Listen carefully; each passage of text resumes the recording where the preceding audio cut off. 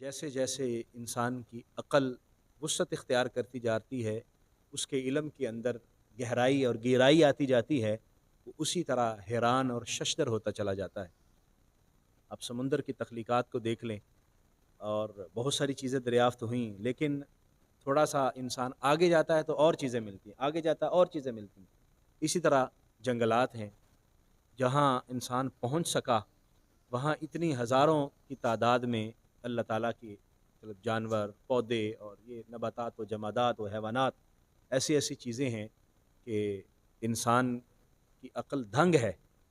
اور وہ ابھی تک جو ہے وہ سب کچھ دریافت بھی نہیں کر سکا۔ اس لیے انسان کو بارہا یہ بتایا جا رہا ہے، دیکھو یہ اللہ تعالیٰ کی تخلیق ہے، تو بہتر یہ ہے کہ تم جلدی مان جاؤ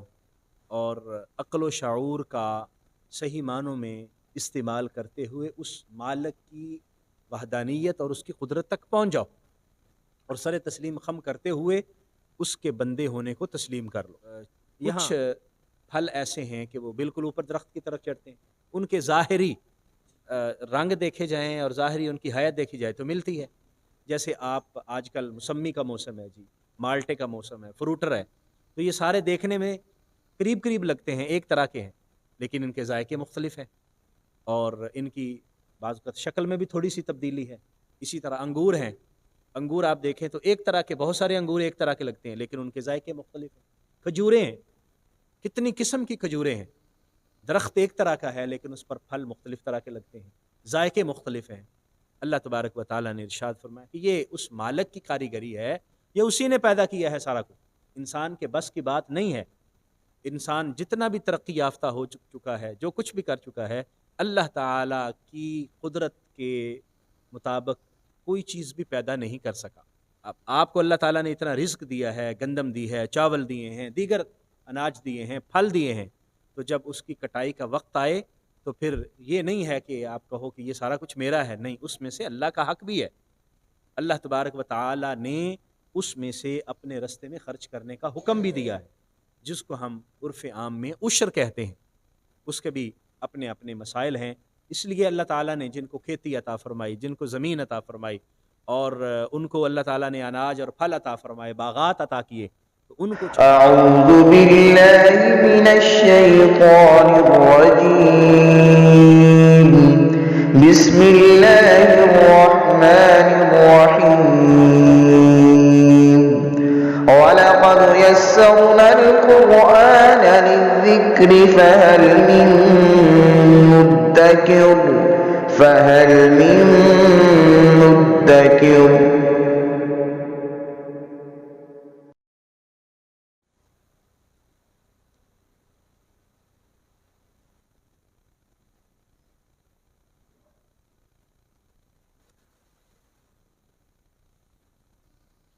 بسم اللہ الرحمن الرحیم، سورہ انعام کی 141 نمبر آیہ مبارکہ ہے، چوتھا رکوع ہے 8ویں پارے کا، اور 17 نمبر رکوع ہے سورہ انعام کا۔ اعوذ باللہ من الشیطان الرجیم، بسم اللہ الرحمن الرحیم، وَهُوَ الَّذِي أَنشَأَ جَنَّاتٍ مَّعْرُوشَاتٍ وَغَيْرَ مَعْرُوشَاتٍ وَالنَّخْلَ وَالزَّرْعَ مُخْتَلِفًا أُكُلُهُ وَالزَّيْتُونَ وَالرُّمَّانَ مُتَشَابِهًا وَغَيْرَ مُتَشَابِهٍ كُلُوا مِن ثَمَرِهِ إِذَا أَثْمَرَ وَآتُوا حَقَّهُ يَوْمَ حَصَادِهِ وَلَا تُسْرِفُوا إِنَّهُ لَا يُحِبُّ الْمُسْرِفِينَ۔ یہ ساری کائنات اللہ تعالیٰ کی خوبصورت تخلیق ہے۔ اللہ تعالیٰ نے ہمارے لیے مختلف ہماری ضروریات کی چیزیں پیدا فرمائی ہیں، جس میں ہماری اناج کی چیزیں بھی ہیں، مختلف طرح کے پھل ہیں، اور مختلف طرح کے جانور ہمارے گوشت کے لیے، ہمارے سامان اٹھانے کے لیے اور ہماری سواری کے لیے پیدا فرمائے۔ قرآن مجید میں بارہا انسان کو کائنات میں غور و فکر کرنے کی تلقین کی گئی، اور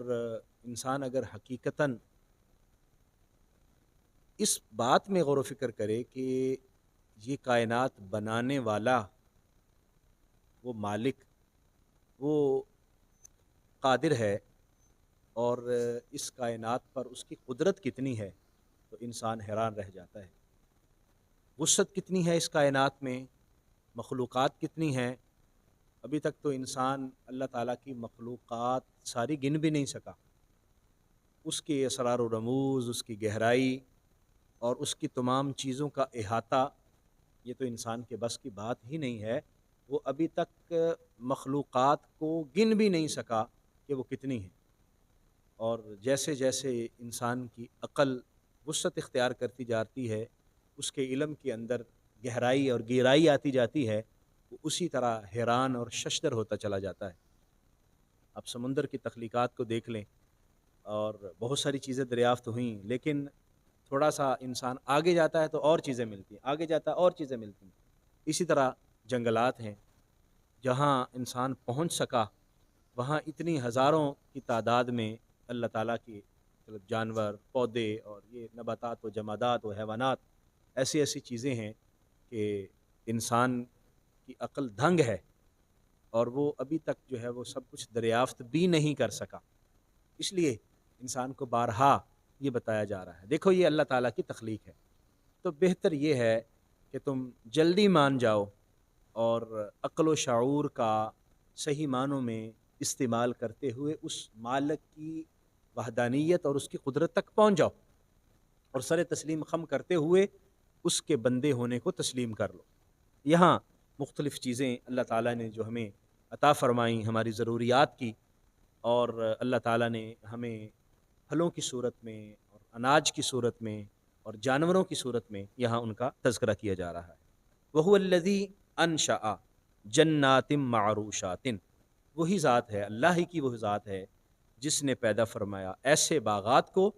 معروشاتن، جو بچھے ہوئے ہیں، یعنی ایسے باغات ہیں کہ جن کے پودے پھیل جاتے ہیں، وغیر معروشاتن، اور کچھ وہ ہیں جو پھیلتے نہیں ہیں، جیسے ہماری مختلف چیزوں کی بیلیں ہیں، جس طرح انگور کی بیل ہے پھیل جاتی ہے، تربوز کی بیل ہے پھیل جاتی ہے، خربوزہ ہے پھیل جاتی ہے بیل، اور کچھ ایسے ہیں وہ پھیلتے نہیں، وہ سیدھے تنے کی صورت میں اوپر جاتے ہیں۔ آم کا درخت ہے، اسی طرح انار کا درخت ہے، دیگر جو پھل ہیں وہ اوپر کی طرف اٹھتے ہیں اور کچھ زمین کی طرف ایسے بچھ جاتے ہیں۔ یہ اللہ تبارک و تعالیٰ کی قدرت ہے۔ والنخل، اللہ تبارک و تعالیٰ نے کھجور کو پیدا فرمایا، والزرع مختلفا اکلہ، اور اس طرح اللہ تعالیٰ نے مختلف کھیتیاں پیدا فرمائیں جن کے ذائقے مختلف ہیں۔ والزرع، ایسی کھیتیاں ہیں مختلفا اکلہ، جن کا کھانا مختلف طرح کا ہے، ان کے ذائقے مختلف ہیں۔ آپ گندم کا ذائقہ اور طرح سے پائیں گے، چاول کا ذائقہ اور طرح سے پائیں گے، جو کا ذائقہ اور طرح سے پائیں گے، مکئی کا ذائقہ اور طرح سے پائیں گے۔ یہ ساری اللہ تعالیٰ کی قدرت ہے۔ والزیتون، اللہ تعالیٰ نے زیتون کو پیدا فرمایا۔ والرمان، اللہ تعالیٰ نے انار کو پیدا فرمایا۔ متشابہن وغیر متشابہ، کچھ چیزیں ایک دوسرے کی ملتی جلتی ہیں اور کچھ چیزیں نہیں ملتی، جس طرح کچھ پھل ایسے ہیں کہ وہ بالکل اوپر درخت کی طرف چڑھتے ہیں، ان کے ظاہری رنگ دیکھے جائیں اور ظاہری ان کی حیت دیکھی جائے تو ملتی ہے۔ جیسے آپ آج کل موسمی کا موسم ہے جی، مالٹے کا موسم ہے، فروٹر ہے، تو یہ سارے دیکھنے میں قریب قریب لگتے ہیں، ایک طرح کے ہیں، لیکن ان کے ذائقے مختلف ہیں اور ان کی بعض اوقات شکل میں بھی تھوڑی سی تبدیلی ہے۔ اسی طرح انگور ہیں، انگور آپ دیکھیں تو ایک طرح کے، بہت سارے انگور ایک طرح کے لگتے ہیں لیکن ان کے ذائقے مختلف ہیں۔ کھجوریں ہیں، کتنی قسم کی کھجوریں ہیں، درخت ایک طرح کا ہے لیکن اس پر پھل مختلف طرح کے لگتے ہیں، ذائقے مختلف ہیں۔ اللہ تبارک و تعالیٰ نے ارشاد فرمایا کہ یہ اس مالک کی کاریگری ہے، یہ اسی نے پیدا کیا ہے سارا کچھ، انسان کے بس کی بات نہیں ہے۔ انسان جتنا بھی ترقی یافتہ ہو چکا ہے، جو کچھ بھی کر چکا ہے، اللہ تعالیٰ کی قدرت کے مطابق کوئی چیز بھی پیدا نہیں کر سکا۔ اللہ تبارک و تعالیٰ نے جو بنایا ہے وہ اسی کی کاریگری ہے، اور اس میں جو انوکھا پن ہے وہ اسی مالک کے ہاتھ میں ہے، ابھی تک انسان وہاں تک نہیں پہنچ سکا۔ کلو من ثمرہ اذا اثمر، بس تم کھاؤ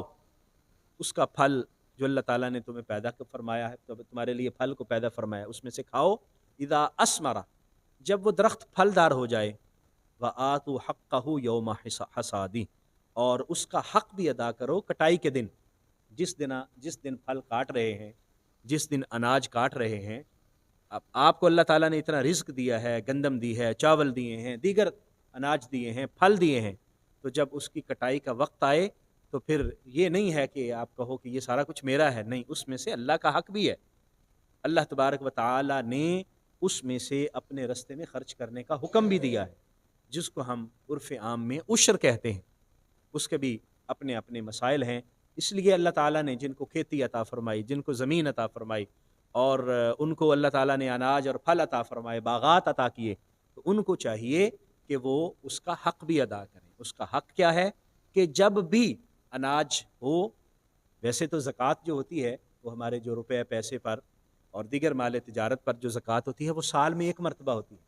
لیکن جو کھیتی پر زکوٰۃ ہوتی ہے وہ جب بھی کھیتی ہو اور پیداوار ہو جائے اس پر عشر لازم ہو جاتا ہے۔ مثلا گندم کی پیداوار ہو گئی، گندم کی کٹائی ہوگی، اس پر عشر لازم۔ اسی طرح چاول، اس پر عشر لازم۔ اسی طرح باغات ہیں، امرود کے باغات ہیں، موسمی مالٹا کے باغات ہیں، یا آم کے باغات ہیں، جب ان کی کٹائی کا وقت آ گیا اور پھل جو ہے وہ اتارا جا رہا ہے، تو اس کا حساب کر کے اس میں سے عشر ادا کیا جائے، جس کا حکم یہ ہے کہ وہ زمین جو بارانی ہو، بارش سے سیراب ہو، اس میں سے 10واں حصہ اللہ کے راستے میں ادا کیا جائے گا، اور جس کو خود سیراب کیا جائے، خود پانی لگایا جائے، جس طرح ہمارے ہاں ٹیوب ویل کے ذریعے پانی لگایا جاتا ہے، اور خود اس کو جو ہے نا وہ پیٹر وغیرہ کے ذریعے، انجن کے ذریعے پانی لگایا جاتا ہے، تو اس میں سے نصف عشر ہے، یعنی اس میں 20واں حصہ، جس کو ہم 5% کہتے ہیں۔ تو یعنی اگر اللہ تعالیٰ نے 100 من اناج عطا فرمایا تو اس میں سے 10 من اناج یہ عشر ہے، وہ بارانی زمین کا، جو بارش سے سیراب ہوتی ہے، اور جس کو خود سیراب کیا جاتا ہے اس میں سے 5 من، یعنی 100 میں سے 5 من نصف عشر جو ہے وہ ادا کیا جائے گا۔ اور یہ فرمایا گیا کیا ہے، وَآتُوا حَقَّهُ، اس کا حق ادا کریں، یہ گویا کہ حق ہے،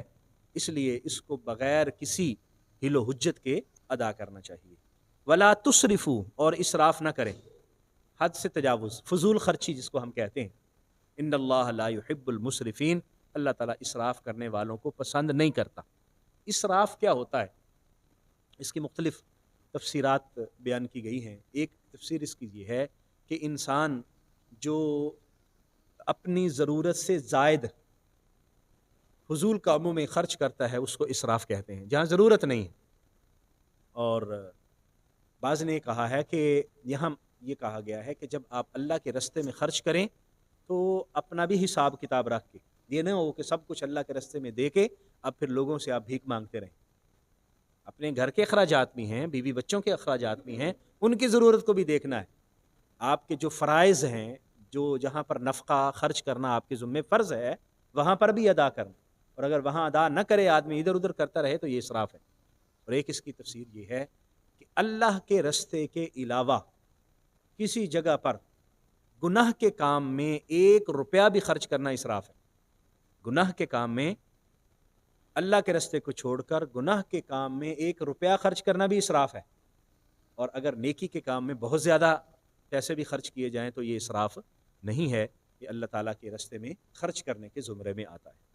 تو لا تسرفوا، یعنی گناہ کے کام میں، اللہ تعالیٰ کی مخالفت کے کاموں میں خرچ نہ کیا جائے۔ وَمِنَ الْأَنْعَامِ حُمُولَةً وَفَرْشًا، اور اللہ تعالیٰ نے جانور بھی عطا فرمائے۔ بعض وہ جانور ہیں جس پر ہم سواری کرتے ہیں، اور بعض وہ جانور ہیں جو زمین پر لٹے ہوئے ہیں، یعنی جس طرح سانپ ہے یا جس طرح دیگر چیزیں۔ اور بعض نے اس کا معنی یہ کیا ہے کہ بعض وہ جانور ہیں کہ جو ہم سواری کے لیے استعمال کرتے ہیں، اور بعض وہ جانور ہیں جنہیں ہم جس زمین پر لٹا کر ذبح کرتے ہیں اور اپنی خوراک کے لیے ان کا استعمال کرتے ہیں۔ تو پہلے اللہ تعالیٰ نے کھیتی کی صورت میں اور پیداوار کی صورت میں جو انعامات ہمیں عطا فرمائے ان کا ذکر کیا، اب جانوروں کی صورت میں جو اللہ تعالیٰ کی مہربانیاں ہیں ان کا ذکر کیا جا رہا ہے۔ یعنی اللہ تعالیٰ نے ہمیں گھوڑا، گدھا، خچر یا اس طرح کے جانور عطا فرمائے کہ جن سے ہم اپنے ساز و سامان کو ایک سے دوسری جگہ لے جانے کا کام لیتے ہیں، اور بعض وہ ہیں کہ جو ہماری خوراک کے کام آتے ہیں، ہم ان کو زمین پر لٹا کر ذبح کرتے ہیں اور ان سے اپنی خوراک کی ضرورت پورا کرتے ہیں۔ کلوا مما رزقکم اللہ، تم کھاؤ اس میں سے جو اللہ تعالیٰ نے تمہیں رزق عطا فرمایا ہے، ولا تتبعوا خطوات الشیطان، اور شیطان کے قدموں کی پیروی مت کرو، شیطان کے راستے پر مت چلو۔ اللہ تعالیٰ نے جو تمہیں رزق دیا ہے، اللہ تعالیٰ نے تمہارے لیے پیدا کی ہیں چیزیں، ان کو کھاؤ، ان کو استعمال کرو، لیکن استعمال کرنے کے بعد ایک تو اللہ تبارک و تعالیٰ کی ناشکری نہ کی جائے، اللہ تعالیٰ کی عبادت سے انحراف نہ کیا جائے اللہ کی عبادت میں، اور دوسری بات یہ ہے کہ وہ جانور جن کو اللہ تعالیٰ نے حرام فرمایا ہے ان سے احتیاط کی جائے، ان سے پرہیز کیا جائے۔ دیکھیں، جن جانوروں کو یا جن چیزوں کو اللہ نے حرام کیا ہے وہ تھوڑی ہیں اور حلال چیزیں زیادہ ہیں، لیکن انسان جو ہے وہ حرام کی طرف زیادہ رغبت رکھتا ہے۔ یہ شیطان کا چکر ہے، جال ہے جو ہمارے لیے اس نے بچھایا ہے۔ اللہ تبارک و تعالیٰ نے کتنے مشروبات ہیں جو ہمارے لیے اللہ نے حلال کیے ہیں، لیکن اس کے باوجود لوگ وہ حلال مشروب چھوڑ کر بعض لوگ حرام مشروب کی طرف جاتے ہیں، شراب کی طرف اور دیگر مشروبات جو حرام ہیں ان کی طرف۔ اللہ تعالیٰ نے ہمارے لیے حلال جانور جو پیدا فرمایا کتنی کثیر تعداد میں، لیکن کچھ لوگ ان حلال جانوروں کو چھوڑ کر حرام کی طرف جاتے ہیں، تو اس لیے فرمایا کہ یہ شیطان کی پیروی ہے۔ انہ لکم عدو مبین، اور شیطان جو ہے وہ تمہارا کھلا دشمن ہے۔ تو جس کو اللہ نے دشمن فرمایا وہ ہمارا دشمن ہی ہے، تو دشمن سے دشمنی ہی امید کی جا سکتی ہے، دشمن سے دشمنی کی ہی توقع کی جا سکتی ہے۔ اس لیے فرمایا گیا جب وہ دشمن ہے تو پھر تم اس سے ذرا احتیاط کرو، بچ کے رہو۔ اس کی سب سے بڑی دشمنی کیا ہے؟ اس کی سب سے بڑی دشمنی یہ ہے کہ اس نے ہمارے بابا حضرت آدم علیہ السلام کو تسلیم نہیں کیا تھا، وہ ہمیں بھی تسلیم نہیں کرتا۔ اس کو حسد ہے، اس کو ہمارے ساتھ بغض ہے کہ اللہ نے انسان کو اپنا قریبی کیوں بنایا، اللہ نے انسان پر اپنے اتنے کرم کیوں کیے۔ فرمایا جب وہ تمہارے ساتھ اس طرح کی دشمنی رکھتا ہے کہ تم اللہ تبارک و تعالیٰ سے دور چلے جاؤ، اللہ تمہیں قریب کرنا چاہتا ہے، تو تم بھی بچ کے رہنا، اللہ تعالیٰ کے قرب کے رستوں کو نہ چھوڑنا، اللہ تعالیٰ کے قرب کے رستے پر چلنا۔ یہ اللہ تعالیٰ نے تمام نعمتیں تمہارے لیے بنائی ہیں، ان نعمتوں کو استعمال کرو، اللہ کا شکر ادا کرو، اسی کے سامنے سجدے کرو، اسی کی بارگاہ میں اپنی عبادات پیش کرو، اور اسی خالق کو، مالک کو اپنا یکتا خدا اور وحدہ لا شریک سمجھو۔ اس کے علاوہ کائنات میں کوئی اور پالنہار نہیں ہے، کائنات کا کوئی اور خدا اور کوئی خالق نہیں ہے، وہی مالک ہے جس نے ہمیں یہ انعامات عطا فرمائے۔ اللہ کریم ہمیں اطاعت اور فرما برداری کی توفیق عطا